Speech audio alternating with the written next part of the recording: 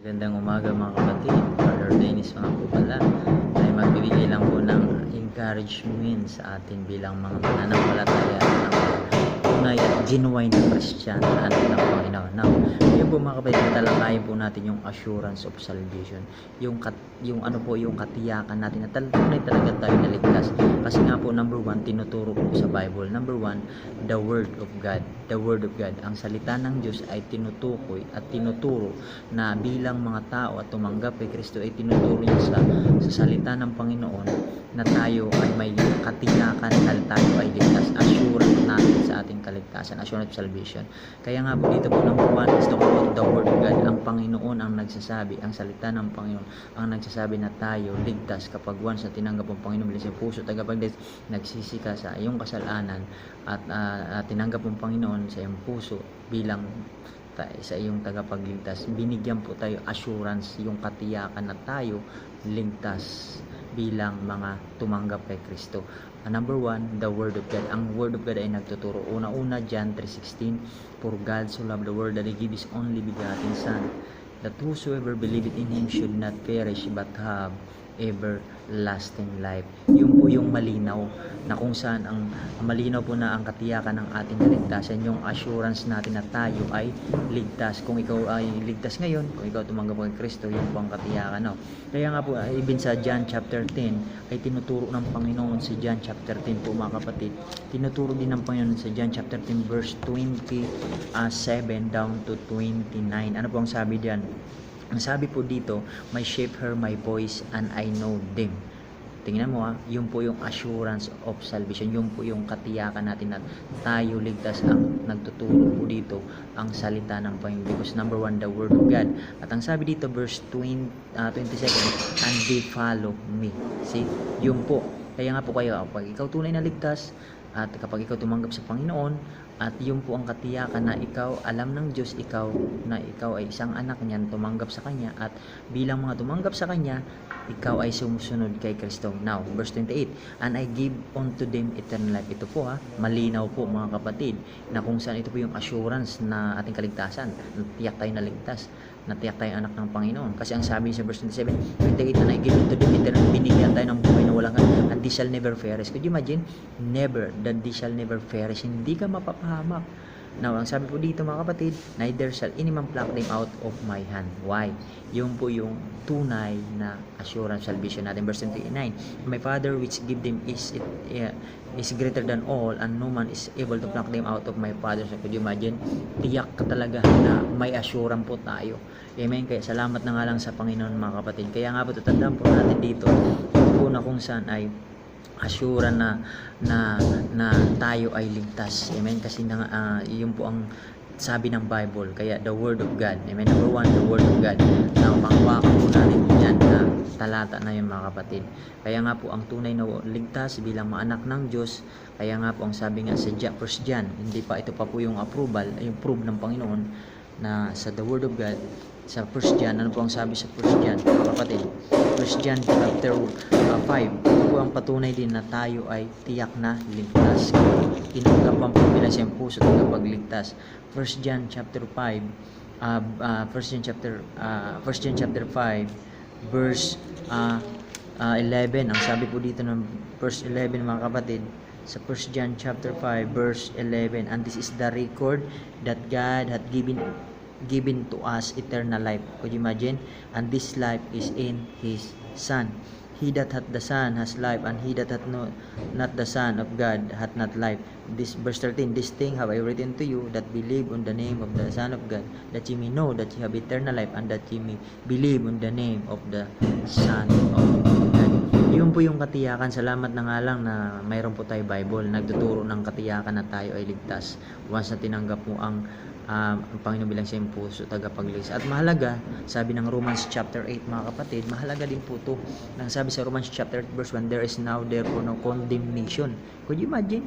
Kaya nga po magalak po tayo na ikaw ligtas ngayon, tinanggap mo Panginoon bilang siyang puso, tagapagligtas, kasi the Word of God, ang Word of God ang nagtuturo na ikaw ligtas. Na kung once na tinanggap ang Panginoon bilang siyang puso, tagapagligtas at nagsisisi ng kasalanan. Ito po ang talata na nagsasabi sa atin ang katotohanan na ikaw ay ay ligtas. Kaya ang sabi nga po, there is now therefore no condemnation to them na nasa kay Kristo na, which is in Christ Jesus, who walk not after the flesh but after the Spirit. Yun po mga kapatid. Kaya malinaw po sa ating tinutungtungan ngayon ay bilang anak ng Diyos ay applicable po so natutuong na mananampalataya, amen, na sa mga tumanggap kay Kristo. Kasi nga po, even sa John 1:12, ang sabi ng Bible, but me has received him to give me power to become the sons of God, even to them that believe on His name. Yun po. Una, number 1, the Word of God. Pangalawa, mga kapatid, the work of God. Yung gawa ng Diyos. Amen? Yung gawa po ng Diyos, mga kapatid. Kasi sa Philippian po, mga kapatid, ay tinutukoy po ng Panginoon dito sa Philippian. Ang sabi po ng Philippian, mga kapatid, Philippian chapter 2. Tinutukoy po ng Panginoon sa Philippian chapter 2, mga kapatid, verse 12 to 13. Ang sabi po dito sa 12, wherefore, my beloved, as ye have always obeyed, not as in my present only, but now much more in my absent, work out your own salvation, amen, with fear and trembling. Verse 13, for it is God which worketh in you, both to will and to do of His good pleasure. Verse 13, do all things without murmuring and fighting. Could you imagine, mga kapatid, kaya yun po ang sinasabi ng Panginoon po, it is God which worketh in you. That's why, pangalawa, the work of God. Yung gawa po ng Diyos, mga kapatid, na kung saan yung bilang tunay na ligtas ay gumagawa po ng ang Panginoon sa atin buhay. Kasi sa Philippians 2:12-13, very clear po, hindi po nagtuturo na ang kaligtasan mo, ang kaligtasan ko ay nasa gawa mo. Hindi po yun. Kundi ang patunay po, mga kapatid, na bilang ligtas at bilang anak ng Diyos, na kung saan po, mga kapatid, ang patunay ay binigay ng Diyos, na kung saan tayo ay mananampalataya at tumanggap kay Kristo, at ang Diyos ay gumawa po sa ating kaligtasan. Amen. Kaya nga po, ginawa po ng Diyos lahat. Tandaan po natin, it is God is working in you. Diba? Malinaw po sa Bible po yan. Amen. Now, pangatlo, the witness of God. The witness of God. Ang totoong Kristiyano po ay may Spirit ng Diyos. Tandaan po natin, scripturally, sanctification, yun po yung paggawa ng Diyos through the Holy Spirit, and then witness. Amen? Kaya Spirit ng Diyos ang sumasaksi po sa atin po, mga kapatid,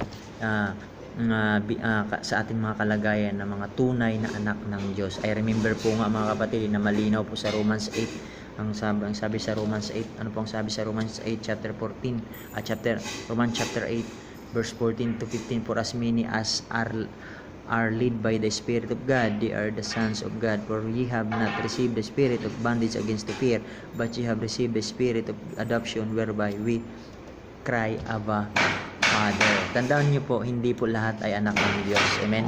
Tandaan po natin yan, hindi po lahat na anak ng Diyos. Ang anak lang ng Diyos ay si Hesus Kristo po, mga kapatid. Yung pong bugtong na anak.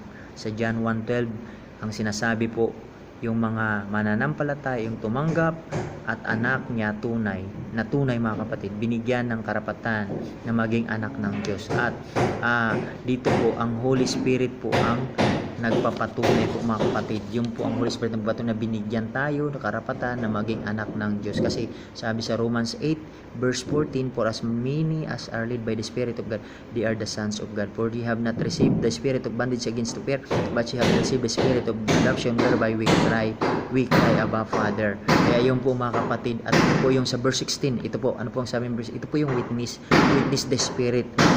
Ang sabi po sa verse 16, mga kapatid, the Spirit itself beareth witness with our spirit that we are the children of God. Amen? Kaya nga po, so, ang Espiritu ng Diyos ang nagpatotoo po, mga kapatid. Amen? Na kung saan, number 1, the Word of God, the work of God, the witness of God. Tandaan po natin yan. The Word of God, the Word of God, the work of God, the witness of God. Yun po ang ating assurance na ikaw ligtas. At nasa kalagay po sa talata. Salamat na may Bible po tayo. Amen? Now, ngayon po, mga kapatid, sa human side naman. Ito po sa human side, it is our walk or God. Amen? It is our walk, our God. Pagkat kung sa totoo lang, ligtas ka, makikita mo sa lakad po yan. Amen? Kung pag ikaw ligtas, na totoong ligtas, makikita po sa lakad po natin yan. Amen? Kaya nga po, parang lasing lang. pagka nakainom ang isang lasing, may kita mo sa lakad na siya ang lasing. Di po ba? Kaya may kita mo yan sa bilang ikaw sa iyong sarili na ikaw ligtas. Kasi ang sabi sa Colossians mga kapatid, bilang ligtas bilang ligtas. Dapat human side, dapat tayo ay lumalakad sa Diyos. Ang sabi sa Colossians mga kapatid chapter 2, Colossians chapter 2 mga kapatid, ay natalakay dito sa talata sa chapter 2 verse down 7. Ang sabi sa chapter 2 verse 6-7, as ye have therefore received Christ Jesus the Lord, so walk ye in Him. So walk ye in Him. Amen. Kaya nga po verse 7, rooted and built up in Him, and establish the faith as ye have been taught, abounding therein with thanksgiving. Amen. Kaya even ikaw, amen, even ako, may kita yan natin na may assurance ka. Amen. At binago ka ng Panginoon, binago ang buhay mo. So kaya nga po, our walk with God, isa rin po yan na bilang assure na ikaw ligtas. Kasi ang sabi nga po ng 2 Corinthians, mga kapatid, sabi ng Panginoon sa 2 Corinthians chapter 5 verse 17, therefore if any man be in Christ is a new creature, all things are passed away, behold, all things are become new. See, nagpapatunay po dito sa 2 Corinthians 5:17 na therefore kapag ikay na sa Kristo, sa Panginoon ka na, lahat ng mga bagay ay nakalipas na yan at tayo ay bagong nilalang. Now, dahil bagong nilalang, tunay na ligtas, ano po ang dapat nating gagawin bilang sa iyo, bilang ligtas? We must walk with God. Amen. So yung po mga kapatid, number 1, the Word of God. Number 2, the work of God. At number 3, the witness of God. So salamat po sa encouragement sa bawat isa. Amen. So once again, Brother Dennis nga po pala, please patuloy lang po tayo makikinig sa salita ng mga revival. At yun po ang makakatulong sa spiritual kung tunay ka na ligtas. Bye bye. God bless. We love you in the Lord. Patuloy lang po tayo.